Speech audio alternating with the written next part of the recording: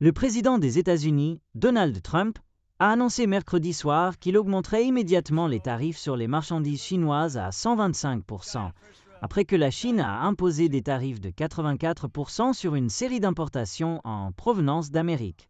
Cette décision marque une nouvelle escalade dans le conflit commercial entre les deux plus grandes économies du monde.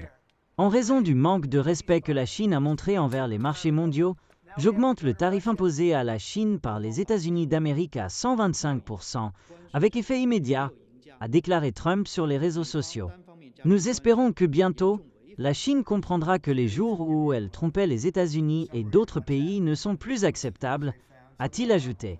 Le secrétaire au Trésor américain, Scott Bess, a insisté sur le fait que cela avait été la stratégie de Trump depuis le début, en disant aux journalistes à la Maison-Blanche que Pékin s'est montré devant le monde comme un acteur malveillant.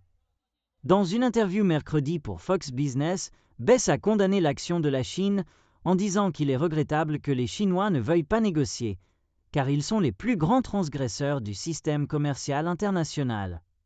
L'annonce de la Chine concernant l'imposition de tarifs de 84% sur les importations américaines a d'abord provoqué un choc sur les marchés mondiaux.